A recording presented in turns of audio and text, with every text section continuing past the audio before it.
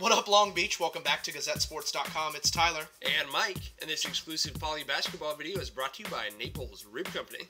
Last game at the City of Palms tournament for Long Beach Poly in the third place game against Southwind High School out of Memphis, a top 5 team in the nation. The hits keep on coming. Poly trying to bounce back from a lopsided loss to Montverde in the semifinal. And it looked like they were bouncing back just fine as they were off and running. Chris Sullivan getting his evening started off right there, and then they're going to go right back to him as he gets the runner.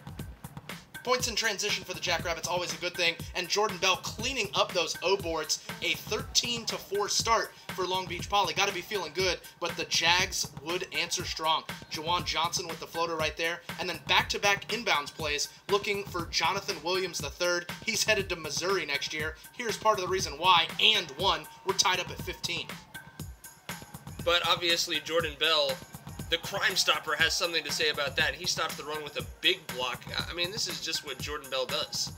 That's just textbook. And then again, on the glass, lays that one up. A nice, neat lay-in right there. And then on this Fagan floater, Poly is up after the first quarter. They lead 21-17. So just, withstood the run, and then everything was okay, except nah, a south wind was blowing in that second quarter. Jawan Johnson started to take the game over. He's headed to Marquette next year, and he looks like he's going to step in and contribute right away with his athleticism and his ability to just fill it up, Mike. Yeah, JJJ is pretty awesome. He had 11 points in the second quarter and 23 in the game, showing off the complete skill set tonight. The Poly offense just out of sync. That's really just a sloppy turnover. And then, again, giving it away, leading to easy points in transition for Southwind. The dreaded single-digit quarter for the Jackrabbits only had 6 points in that second 8 minutes. Southwind, a 22-4 run to end the first half. They were up by 12 at the break.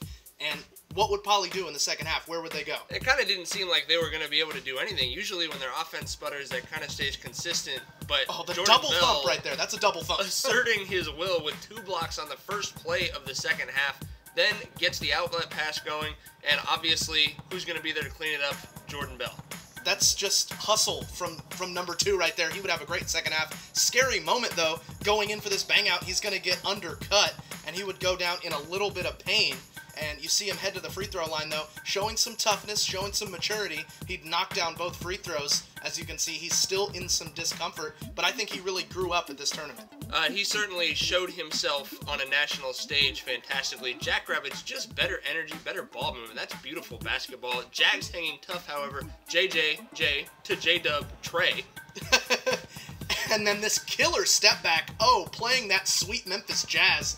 Draining that triple. Southwind was legit, but the Jackrabbits, behind some big threes from Brandon Staten, would pull ever closer in that third quarter, starting to play their brand of basketball a little bit.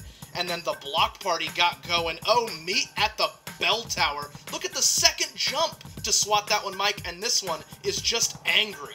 Bell averaged 7 blocks a game through the 4 games against nationally elite competition. I mean, we're running out of jokes to make about this kid blocking people. Johnson, though, had an answer on the break. Yikes. Watch out when you head to the 10, but great passing from Poly. The offense looked much more crisp as Rashawn Prince has his only bucket of the evening. Poly just cuts it to 4 at the end of the third quarter. They're right back in this game. And the Rabbits just keep coming. KJ, the sophomore, talk about guys who grew up at this tournament. The sophomore had a fantastic week.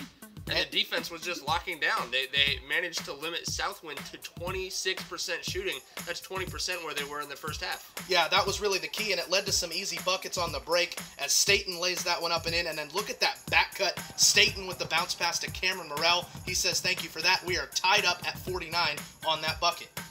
Trading buckets, however, no one could really take control of this game. It's Bell, and then on the other end, it's Johnson. So after another couple buckets, it's 53-53 halfway through the fourth quarter. Needed someone to step up and make a big shot. It was Chris Sullivan from the corner. Splashdown. A huge 3 from the transfer into the Jackrabbits. And then that hashtag West Coast defense making things tough for Southwind.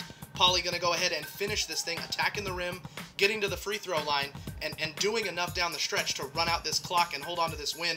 Brandon Staten 6 of 6 at the stripe. I think if you tell Poly fans they'd outscore the number 5 team in the nation by 19 points in the second half and beat them, despite Rashawn Prince having just 1 bucket, it's safe to say they'd take that. Jordan Bell handing out autograph 2014 and 7. Phenomenal line from Bell. He did a great job sparking that second half run for Poly to get the win, and you can see the 3 captains right there accepting the trophy. Prince, Staten, and Bell, and obviously Pose for the poster.